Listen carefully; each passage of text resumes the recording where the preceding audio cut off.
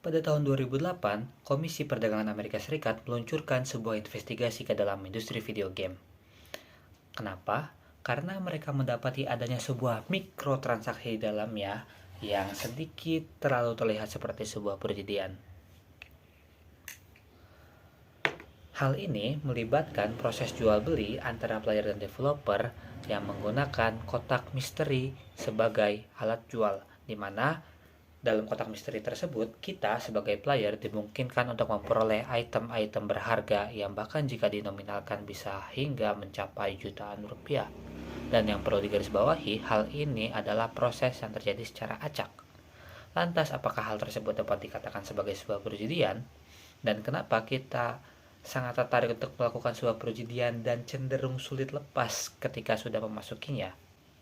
Saya, Bayu Kolbu Hanifah, dalam rangka penilaian tugas UTS Praktikum Pelatihan Psikologis akan memberikan sedikit insight terkait hal yang melatar belakangi fenomena tersebut dalam perspektif psikologis. Adapun prinsip psikologi utama yang melatar belakangi fenomena tersebut adalah apa yang diistilahkan oleh psikolog sebagai scheduled reinforcement atau penguatan terjadwal.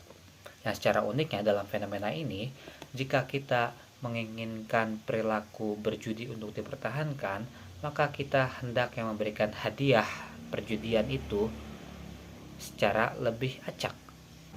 Hal ini akan menuntun pemain ke dalam pemikiran bahwa ketika mereka tidak mendapatkan hadiah sebagaimana yang mereka harapkan, mereka akan berpikir bahwa ada sesuatu yang salah dan menuntun mereka pada perilaku konsistensi yang mereka rasa merupakan sebuah jawaban atas kejanggalan tersebut. Permainan judi slot adalah contoh sempurna yang dapat membantu untuk menjelaskan bagaimana fenomena ini bisa terjadi.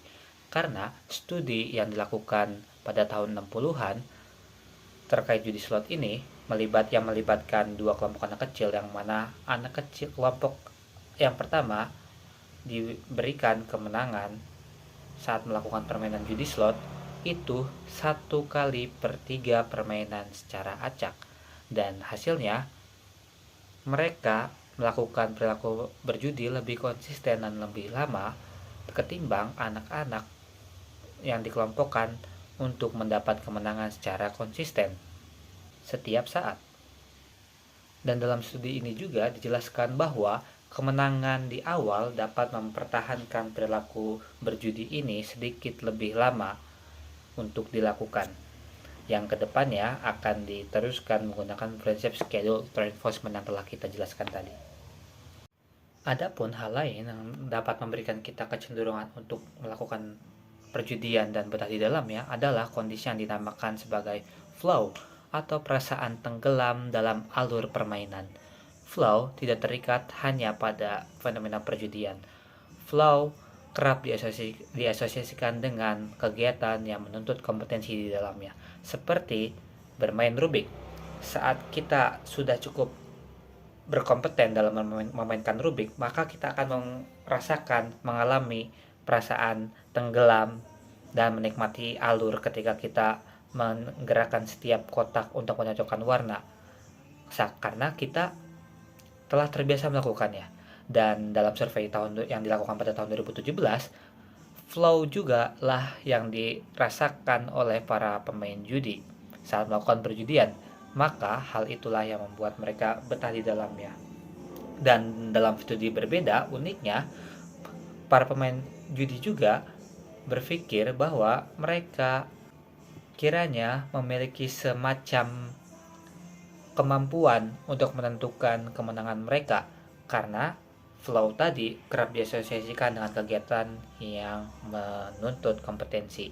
Dan dalam hal perjudian, kemampuan yang dimaksud adalah seperti saat mereka membacakan sebuah mantra sebelum memencet tombol, atau menstrategikan atau menyusun sebuah strategi yang mereka kira dapat membuat mereka mencapai kemenangan, yang mana strategi tersebut hanyalah memencet tombol.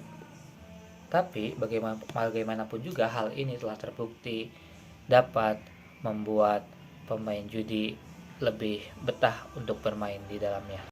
Fenomena lain yang terdapat dalam serba-serbi perjudian ini juga disebut sebagai near miss atau fenomena saat kita hampir menang dalam sebuah perjudian.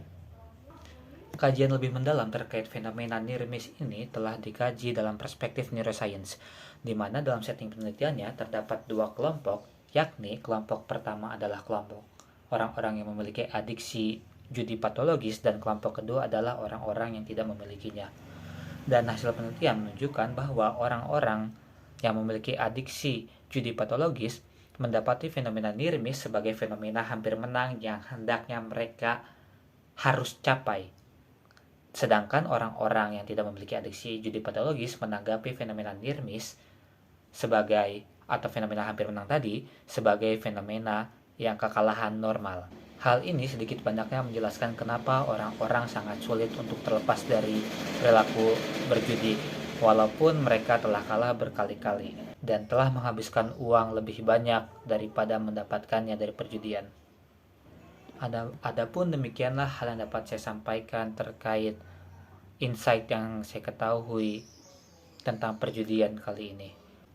Semoga dengan tersajinya video ini dapat membantu teman, saudara, atau kerabat untuk lebih memahami terkait fenomena perjudian dan terhindar darinya, di luar dari konsekuensi negatif yang diakibatkan dari perjudian tersebut.